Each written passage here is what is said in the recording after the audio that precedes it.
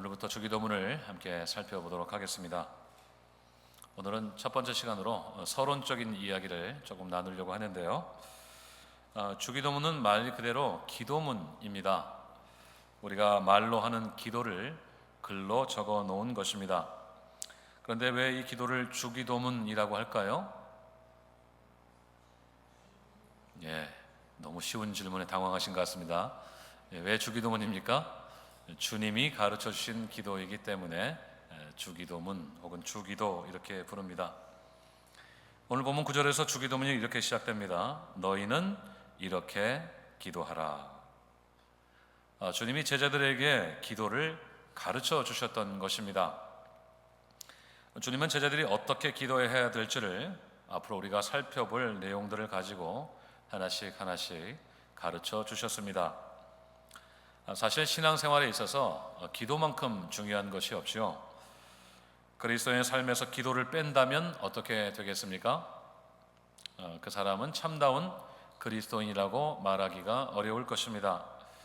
기도가 없는 그리스도인은 진정한 그리스도인이 아니라고 해도 과언이 아닐 것입니다. 그 이유가 무엇입니까? 기도는 하나님과의 대화이기 때문에 그렇습니다. 기도는 보이지는 않으시지만 여전히 살아계시는 우리 하나님과 우리 사이에 일어나는 대화이기 때문에 그 기도가 없다면 그는 하나님과 관계가 없는 사람이라고 말할 수밖에 없는 것입니다. 특별히 하나님은 우리의 아버지가 아니십니까? 앞으로 살펴보시겠지만 주기도문의 첫 문장이 하나님과 우리 사이의 관계를 규정하면서 시작됩니다. 하늘에 계신 우리 아버지여 라고 시작을 하죠. 하나님과 우리의 사이가 아버지와 자녀의 관계인 것을 전제로 시작되는 기도문이 바로 주기도문입니다. 조금 다르게 말하자면 우리가 하나님의 자녀이기 때문에 그분께 기도할 수 있다는 것입니다. 하나님께 기도할 수 있는 것은 우리가 그분의 자녀로서 누릴 수 있는 특권 중에 특권이라고 할 수가 있습니다. 그래서 기도가 없는 사람은 진정 하나님의 자녀라고 보기가 어려운 것입니다. 우리의 가정을 생각해 보면 쉽게 이해할 수가 있습니다. 아버지와 자녀와의 관계가 좋으면 어떤 일이 일어납니까? 아버지와 자녀 사이에 항상 뭐가 있어요? 대화가 있게 되죠. 대화가 아주 시시콜콜한 대화서부터 시작해가지고 중요한 이야기까지 아버지와 자녀 사이에 항상 대화가 있게 됩니다. 그런데 아버지와 자녀 사이에 이 문제가 있는 경우는 어떻습니까? 우선 가장 먼저 사라지는 것이 대화이죠. 아버지가 퇴근하고 집에 들어오시는데 자녀들이 아버지를 본 척도 하지 않고 자기 방으로 쏙 들어가 버린다면 어떻겠습니까? 자녀들이 아버지가 피곤하게 퇴근하고 피곤하시니까 좀 쉴 공간을 내드려야겠다, 그렇게 생각이 됩니까? 그렇지가 않겠죠. 아버지와 자녀 사이에 뭔가 지금 문제가 있지 않나 이런 생각이 들 수밖에 없습니다. 아버지가 오면 자녀들이 아버지의 가방도 들어드리고 겉옷도 받아서 걷어드리고 또 걸어드리고 또 더운 날씨에 수고하셨다면서 시원한 물도 한 잔 떠다 드리고 하면서 아버지 곁에 앉아서 도란도란 대화를 나누어야 정상이 아니겠습니까?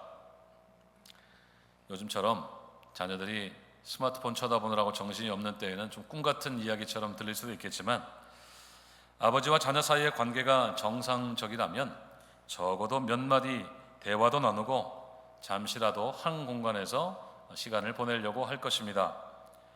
하지만 그런 대화가 없다고 한다면 그것은 정상적인 아버지와 자녀의 관계라고 보기가 어렵게 될 것입니다. 그래서 기도는 그만큼 우리 그리스도인에게 중요한 것입니다. 우리의 영원하신 아버지가 되시는 하나님과 그분의 자녀로 선택받은 우리 사이의 대화가 바로 기도이기 때문에 기도는 하나님을 믿고 섬기는 우리 그리스도인의 삶에 있어서 핵심적인 요소라고 할 수가 있습니다. 기도는 잘하고 못하고의 문제가 아니라 하나님을 아버지라고 부르는 우리에게 반드시 있어야 될 신앙의 핵심인 것입니다. 신학자 후스토 곤잘레스라는 분은 기도의 중요성에 대해서 이렇게 말했습니다.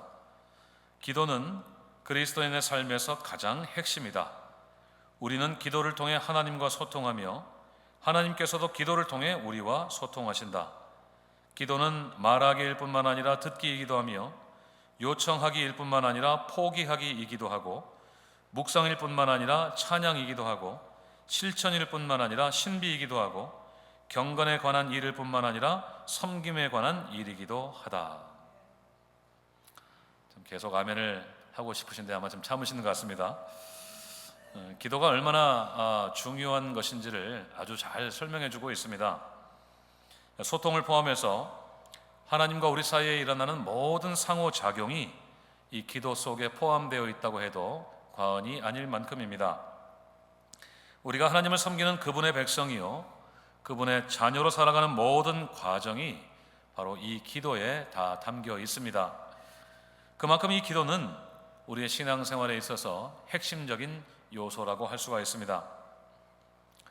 오늘 주님이 제자들에게 직접적으로 이 기도를 가르쳐 주신 이유가 바로 그것입니다.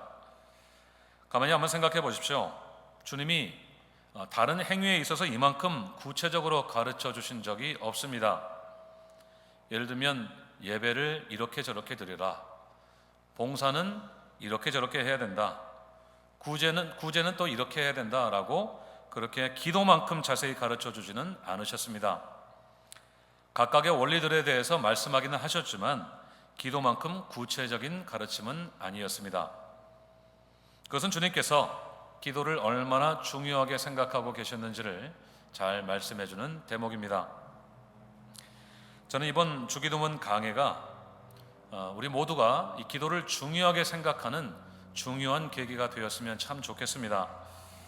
기도가 얼마나 중요한지 이미 우리가 잘 알고 있기도 하고 경험적으로도 기도의 능력과 그 풍성한 은혜를 알고 체험도 했지만 주님이 가르쳐 주시는 이 기도를 통해서 기도가 우리 신앙생활의 중심에 자리 잡았으면 좋겠습니다. 사실 이 기도만큼 우리가 중요하게 여기는 것도 없지만 동시에 기도만큼 우리에게 이 실패의 경험을 안겨주는 것도 없는 것 같습니다.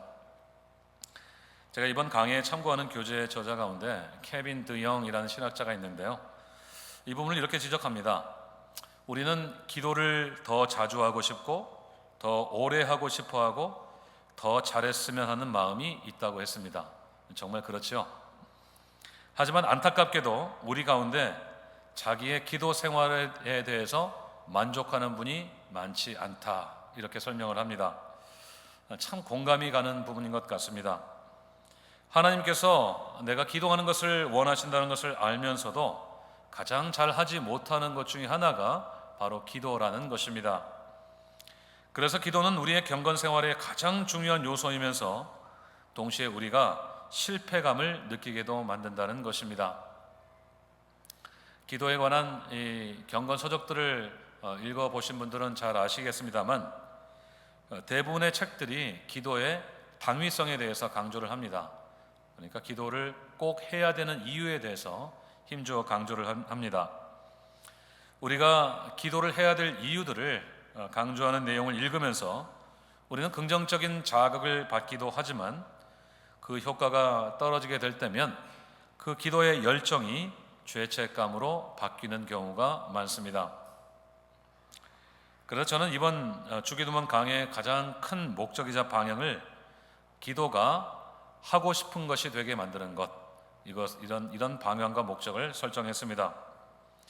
여러분, 기도를 해야 됩니다. 반드시 해야 됩니다. 안 하면 큰일 납니다. 기도도 안 하면서 무슨 신앙생활을 하십니까? 라고 하는 것보다는 기도와 조금 더 친해지고 기도가 우리 신앙생활에 참으로 중요한 것임을 깨닫고, 그래서 기도가 내가 어떤 해야 될 의무를 넘어서 하고 싶은 것이 되게 만드는 것이 저의 목적입니다. 좀 거창한 목표라서 잘 될지는 모르겠습니다. 하지만 성령님의 도우심을 의지하면서 최선을 다해 보려고 합니다. 좋은 저자들의 책도 여러 권 준비해서 읽느라고 많이 바쁩니다. 시간이 많이 모자르네요. 제가 한 10권 정도 준비를 했는데 읽으면서 참 많은 은혜도 받지만 야, 이걸 다 전하고 싶은데 어떡하나 이런 생각도 듭니다. 우리에게 기도를 가르쳐 주시려고 했던 주님의 마음을 좀 많이 알고 싶어서 이렇게 간절한 마음으로 기도도 하고 있습니다. 여러분도 이번 주기도문 강해를 위해서 그리고 저를 위해서 간절한 마음으로 기도해 주시면 감사하겠습니다. 우리의 기도를 들으신 우리 주님께서 우리에게 기도하고 싶은 마음을 주실 줄로 믿습니다. 이 주기도문이 나오게 된 배경에 대해서 간단히 말씀을 드리겠습니다. 이 기도의 중요성을 누구보다도 더 깊이 깨달은 사람들은 사실 유대인들이었습니다. 그들은 기도에 대해서 잘 알고 있었던 사람들이었고 실제로 기도를 많이 했던 사람들이었습니다. 그 당시에 유대인 사이에 널리 들려졌던 기도문은 카다쉬라고 하는 아주 짧은 분량의 기도문과 또 18번 축복으로 알려진 세몬의 에스레라고 하는 긴 기도문입니다. 나중에 제가 한번 인쇄를 해서 여러분께 나눠드릴 예정인데요. 그 기도뿐만 아니라 시편 역시 그대로 사실 시가 자체가 기도 아니겠습니까? 시편도 역시 기도문으로 사용되고 있었습니다. 그렇게 널리 사용되는 기도문들이 존재하고 있었음에도 불구하고 제자들은 예수님께 기도를 가르쳐 달라고 요청을 했습니다. 마태복음 6장과 함께 주기도문을 또 다루고 있는 본문이 있죠. 누가복음 11장 1절을 보시면 이렇게 되어 있습니다. 같이 읽겠습니다. 시작. 예수께서 한 곳에서 기도하시고 마치시며 제자 중 요한이 자기 제자들에게 기도를 가르친 것과 같이 우리에게도 가르쳐 주옵소서. 아멘. 예수님 당시에 유대인들의 사상을 지배하고 있었던 유대인들을 지배하고 있었던 사상은 메시아 대망 사상이었습니다. 메시아 대망 사상. 구약의 수많은 선지자들이 장차 오실 것이라고 예언했던 메시아가 오셔서 하나님의 나라가 임하기를 고대하는 마음이 그들 안에 가득 차 있었습니다. 특별히 로마의 압제라고 하는 억압의 상황 속에서 유대인들은 그날이 오기만을 날마다 손꼽아 기다렸습니다. 메시아가 속히 오셔서 가이사가 지배하는 로마의 통치에서 자신들을 해방시켜 주시고 그분과 함께 영원히 왕노릇할 날을 그들은 고대하고 있었던 것입니다. 물론 그들의 그런 바람이 상당 부분 정치적인 메시아를 고대하는 쪽으로 잘못 흘러가기는 했습니다. 하지만 그들은 메시아가 속히 오시기를 바라는 마음으로 회개하고 헌신하고 순종하는 일에 열심을 냈습니다. 자신들이 영적으로 각성하면 할수록 회개하고 근신하고 또 하나님 앞에 헌신하면 할수록 메시아가 빨리 오실 것이라는 믿음 때문에 당시에 많은 유대인들과 단체들이 영적인 갱신 운동에 참여를 했습니다. 플러신학교의 김세현 교수님은 그것을 부흥운동이다 이렇게 정의를 하는데요. 대표적인 예가 바리새파 운동이고요. 또 쿰난 주변에 모여 살던 에센파 사람들이었습니다. 그리고 우리가 너무나도 잘 알고 있는 광야에서 외쳤던 선지자 세례 요한도 대표적인 인물입니다. 여러분, 그 세례 요한이 강조했던 것이 무엇이었습니까? 회개였죠. 그가 선포했던 메시지의 중심이 무엇이었습니까? 회개하라, 천국이 가까웠느니라 였습니다. 하나님의 나라가 임했는데, 다시 말해서 오실 메시아가 마침내 오셨는데 그분을 통해 완성될 하나님 나라에 들어가기 위해서는 반드시 회개해야 된다는 메시지였습니다. 이전의 모든 죄를 회개와 세례를 통해서 다 청산하고 하나님 나라에 들어갈 준비를 해야 된다는 것이었습니다. 틀린 메시지가 아니었습니다. 분명히 하나님 나라는 죄인들이 자신의 죄를 회개하고 세례를 통해서 거듭남의 경험이 있어야지만 들어갈 수 있는 나라입니다. 요한은 그런 강조점을 가진 메시지를 기도문으로 만들었고 그 기도를 제자들에게 가르친 것이 분명합니다. 그 기도에는 하나님이 어떤 분이신지, 그분의 구원의 역사는 어떻게 나타나고 성취되는지, 그리고 자신들이 진정 바라고 고대하는 것이 무엇인지가 포함되어 있었습니다. 물론 다른 단체나 개인들 역시 비슷한 내용의 기도문들을 만들어냈을 것입니다.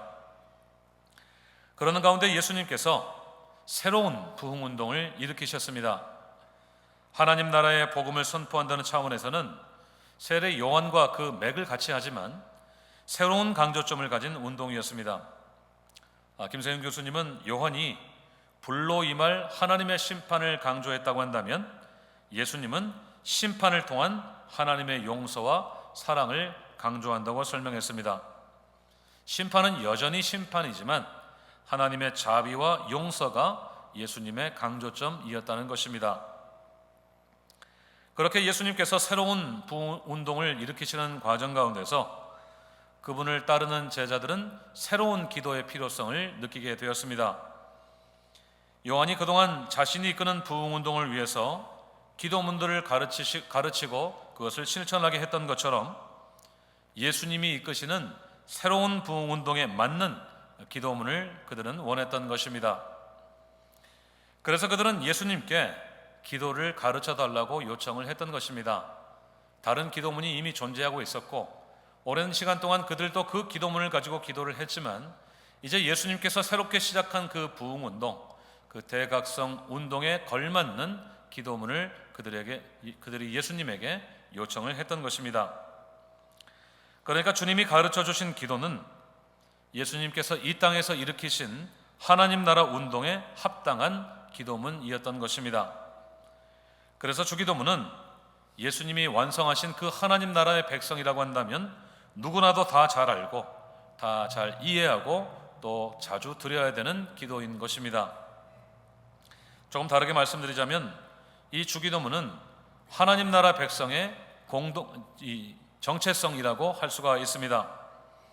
예수님께 선택받아서 구원받고 예수 공동체의 일원이 된 우리 모두가 추구해야 될 신앙과 이상과 소망을 압축적으로 담아낸 기도문이라고 할 수가 있는 것입니다. 그런 이유 때문에 주기도문은 모든 교회가 드려야 될 기도입니다. 사도신경이 하나님 나라 백성이라면 누구나 다 드려야 될 신앙의 고백이라고 한다면 주기도문은 그 나라 백성들이라면 누구라도 드려야 될 기도의 핵심이라고 할 수가 있는 것입니다. 그리스도인의 공동체인 교회에서 반드시 드려져야 될 기도가 바로 주기도문이고 그것은 곧 주기도문이 기독교 신앙의 핵심이라고 하는 뜻입니다. 더욱 중요한 것은 이 기도 속에 예수님에 관한 모든 것이 다 들어있다는 점입니다. 특별히 주기도문은 예수님께서 이 땅에 오셔서 주셨던 모든 가르침과 그분의 모든 사역이 요약적으로 들어가 있습니다. 앞으로 살펴보시겠지만 기도 한 문장 한 문장 속에 예수님의 가르침과 사역이 다 녹아있고 드러나고 있습니다. 그래서 우리가 주님이 가르쳐 주신 기도를 한다는 것은 그분이 이 땅에 오셔서 하셨던 메시아 사역, 곧 가르치고 전파하고 치유하신 일을 위해서 기도한다는 뜻이고 그것은 결국 그분이 이 땅에서 하셨던 하나님 나라 운동에 나도 동참한다는 뜻이 됩니다. 주기도문이 얼마나 중요한 기도인지 깨달아지십니까? 저는 우리 모두가 예수님이 주신 이 주기도문을 통해서 예수님이 꾸셨던 그 꿈을 우리도 꾸기를 간절히 소원합니다. 예수님이 이 땅에 오신 목적이 바로 그분의 꿈이 아니겠습니까? 그 꿈이 무엇입니까?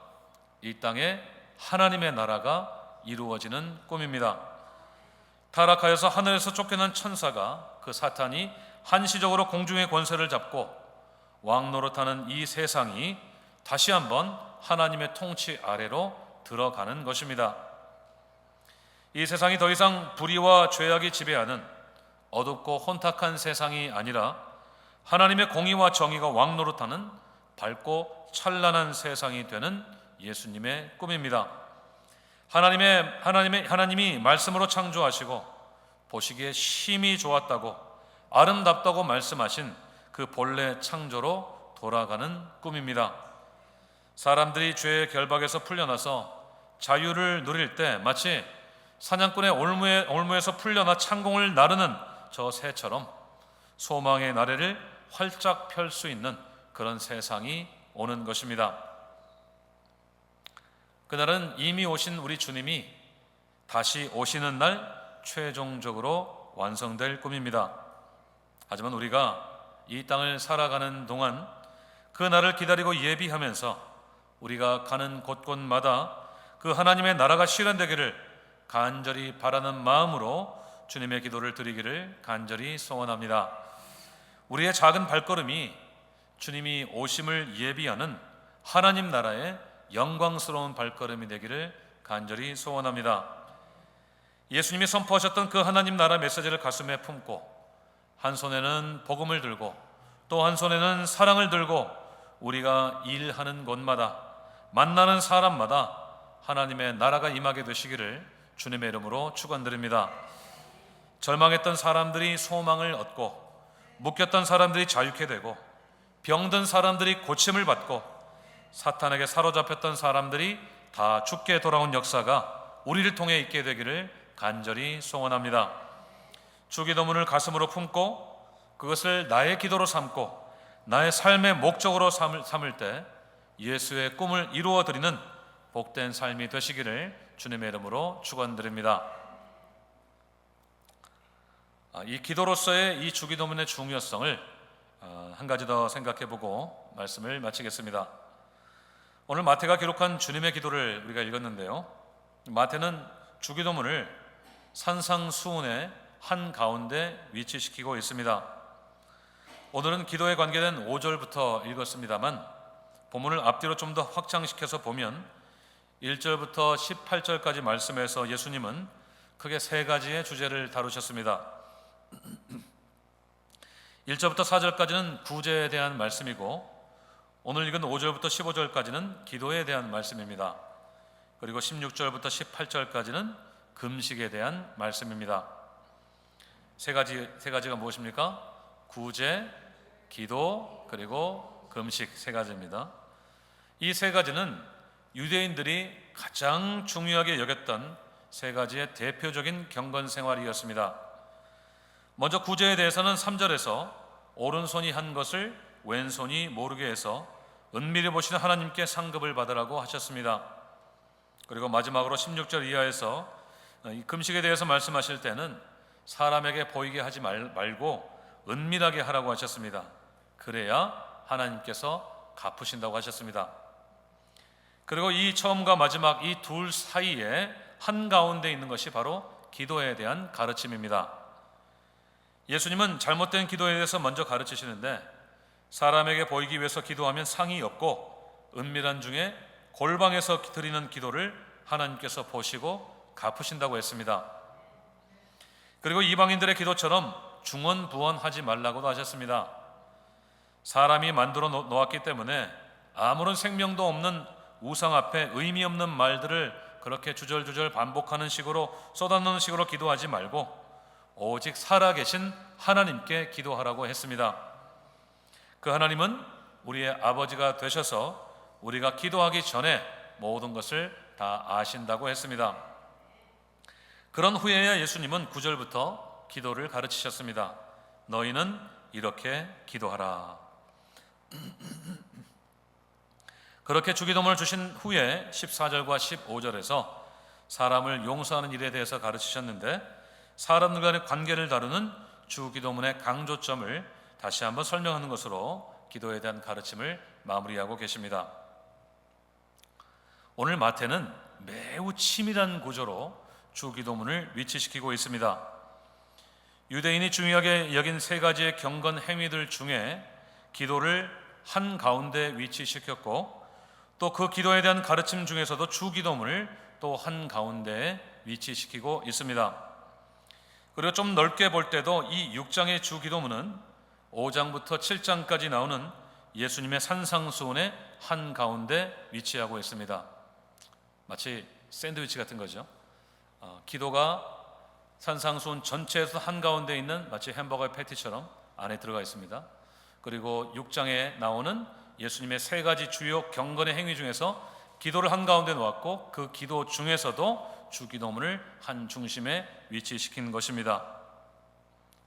여러분, 이것이 무엇을 말해주고 있는 것 같습니까? 오늘 마태는 왜 이렇게 의도적으로 예수님의 기도를 예수님의 가르침 중에서도 심장부에 위치시키고 있는 것일까요? 그것은 근본적으로 우리의 삶 속에서 기도가 심장부에 위치하기를 바라시는 주님의 마음을 잘 보여주고 있습니다. 마태는 예수님의 산상수훈을 현장에서 들으면서 바로 그 대목에서 큰 충격을 받지 않았을까, 그런 상상을 해보았습니다. 팔복으로부터 시작된 예수님의 그 산 위에서의 가르침을 쭉 따라가면서 그는 마치 산을 조금씩 등산하는 느낌을 받았을 것 같습니다. 그분의 가르침의 권세와 능력에 사로잡혀서 점점 마음의 고도가, 이 심령의 고도가 점점 더 높아져가는 것 같은 그런 경험을 했을 것 같습니다.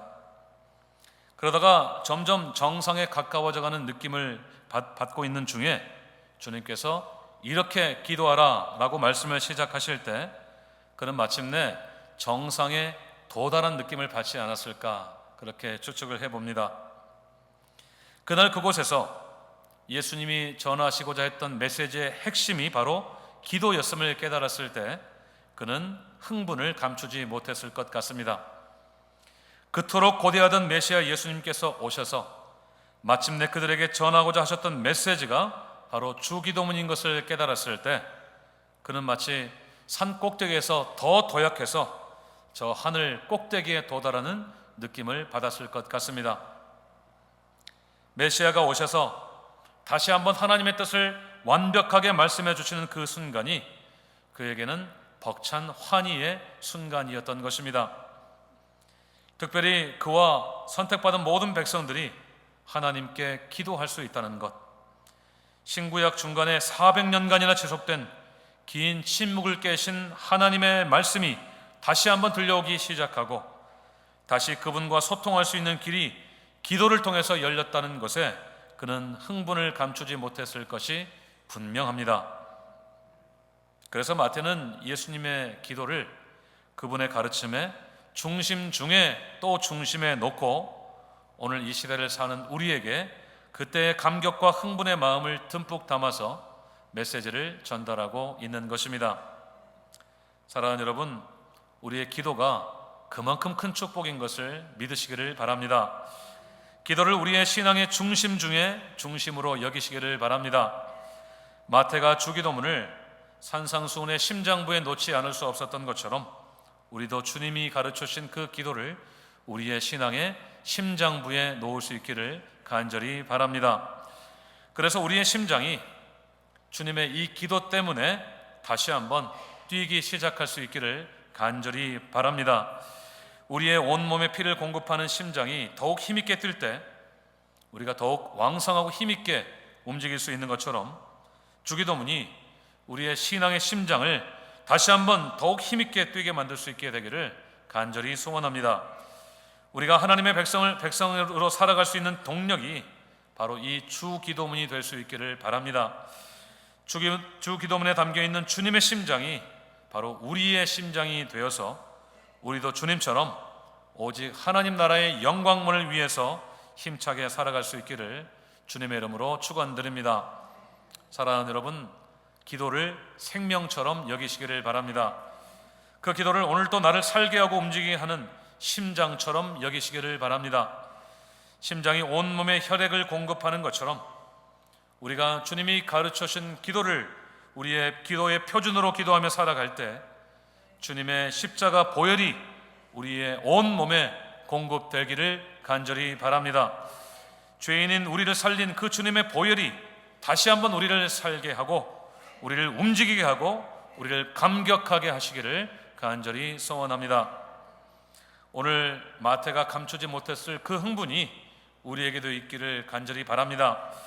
우리 같은 죄인이 거룩하신 하나님과 소통할 길이 다시 열리게 된 것, 주님이 직접 가르쳐주신 기도, 이 세상에서 가장 신령하고 하나님께서 가장 기뻐하시는 기도로 그 기도할 수 있는 것이 나의 인생 최대의 행복인 것을 인하여서 기뻐하며 기도하는 우리 모두가 될 수 있기를 간절히 바랍니다.